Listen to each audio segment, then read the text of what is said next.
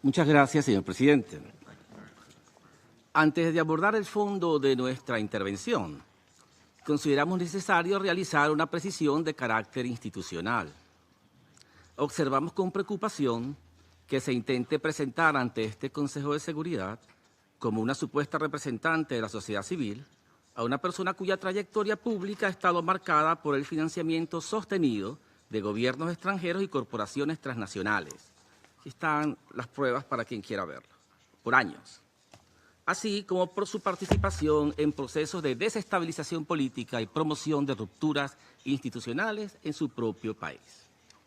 El uso instrumental de estas figuras para legitimar narrativas de confrontación, justificar el uso de la fuerza o minimizar violaciones del derecho internacional no contribuye a los propósitos de este Consejo ni al fortalecimiento del multilateralismo. Por el contrario, erosiona la credibilidad de los debates y distorsiona la naturaleza de este órgano, llamado a preservar la paz y la seguridad internacionales. Ahora sí entro en materia.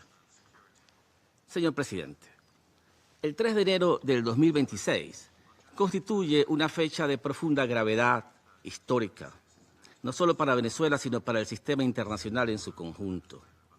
Ese día la República Bolivariana de Venezuela fue objeto de un ataque armado ilegítimo, carente de toda justificación jurídica, por parte del gobierno de los Estados Unidos de América, que incluyó bombardeos sobre su territorio, la pérdida de vidas civiles y militares, la destrucción de infraestructura esencial y el secuestro del presidente constitucional de la República, Nicolás Maduro, y de la primera dama, Cilia Flores. Venezuela comparece hoy ante este Consejo desde una convicción profunda. La paz internacional solo puede sostenerse si el derecho internacional es respetado, sin excepciones, sin dobles raseros y sin interpretaciones selectivas. Los hechos ocurridos el 3 de enero constituyen una violación flagrante de la Carta de las Naciones Unidas, cometida por el gobierno estadounidense.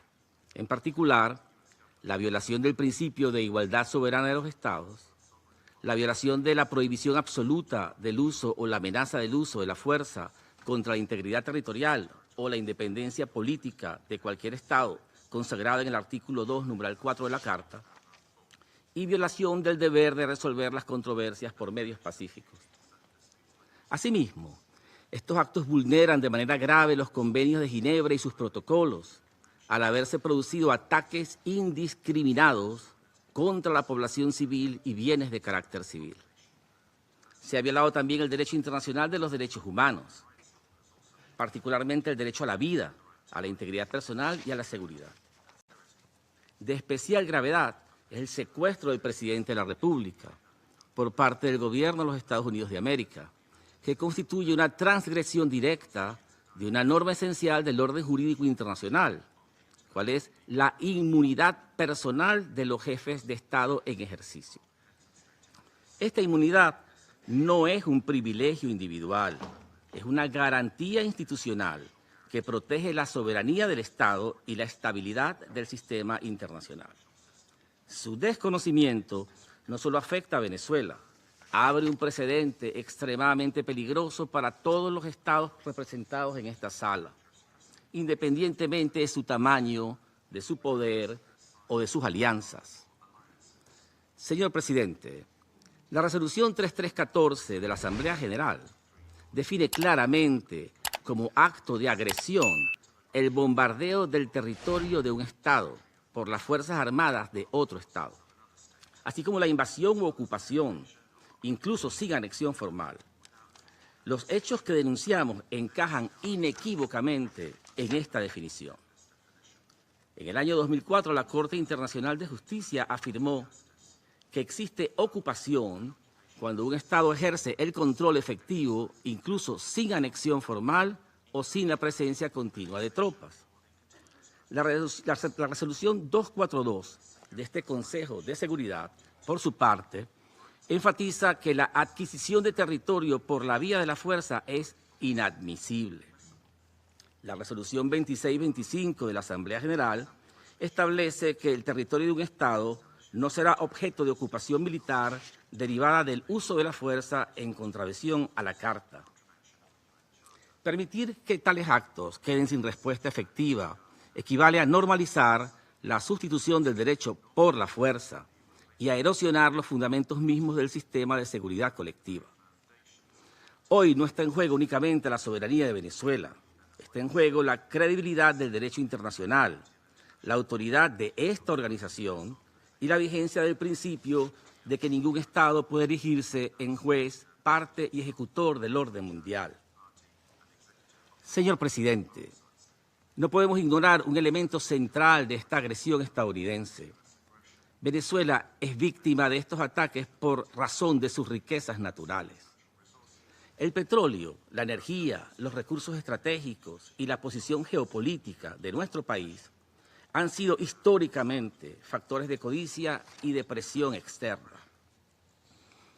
Cuando el uso de la fuerza se emplea para controlar recursos, imponer gobiernos o rediseñar estados, estamos ante una lógica que remite a las peores prácticas del colonialismo y del neocolonialismo.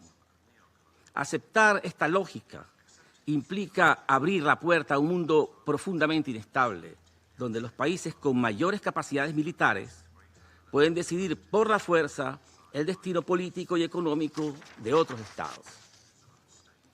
Ese escenario no amenaza solo a Venezuela, amenaza a la paz, a la seguridad internacionales en su conjunto.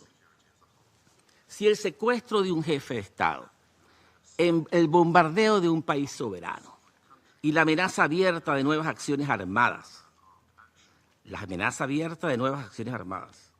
se toleran o se relativizan, el mensaje que se envía al mundo es devastador, que el derecho es opcional y que la fuerza es el verdadero árbitro de las relaciones internacionales. Venezuela cree firmemente en la diplomacia, en el diálogo y en la convivencia pacífica entre las naciones. Esta ha sido siempre nuestra posición histórica y lo sigue siendo hoy, incluso frente a una agresión de esta magnitud. Es precisamente esa vocación de paz la que fue violentada el pasado 3 de enero. Por ello, Venezuela exhorta a este Consejo de Seguridad a asumir plenamente su responsabilidad y actuar conforme al mandato que le confiere la Carta de las Naciones Unidas. En este sentido, solicitamos, primero, que se exija al gobierno de los Estados Unidos de América el respeto pleno de las inmunidades del presidente Nicolás Maduro y de la primera dama Cilia Flores, así como su liberación inmediata y su retorno seguro a Venezuela. Segundo, que se condene de manera clara e inequívoca el uso de la fuerza contra la República Bolivariana de Venezuela. Tercero, que se reafirme el principio de no adquisición de territorio ni de recursos mediante la fuerza. Y cuarto, que se adopten medidas orientadas a la desescalada, la protección de la población civil y el restablecimiento del derecho internacional. Señor presidente, pese a la gravedad de los hechos, Venezuela desea informar a este Consejo y a la comunidad internacional que sus instituciones funcionan con normalidad, que el orden constitucional ha sido preservado y que el Estado ejerce control efectivo sobre todo su territorio. Conforme a nuestra Constitución, la vicepresidenta ejecutiva Delcy Rodríguez se encuentra en estos momentos siendo juramentada como presidenta encargada de la República, garantizando la continuidad institucional, la estabilidad y la paz interna. Al pueblo venezolano queremos transmitirle un mensaje de serenidad, de confianza y de esperanza. Venezuela es una nación que cree en la paz, en el trabajo y en la dignidad.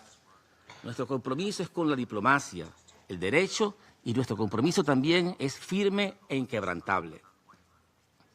Defendemos nuestra soberanía sin renunciar a nuestros valores. Apostamos por el diálogo sin aceptar imposiciones. Creemos en un futuro de convivencia, desarrollo y respeto entre las naciones.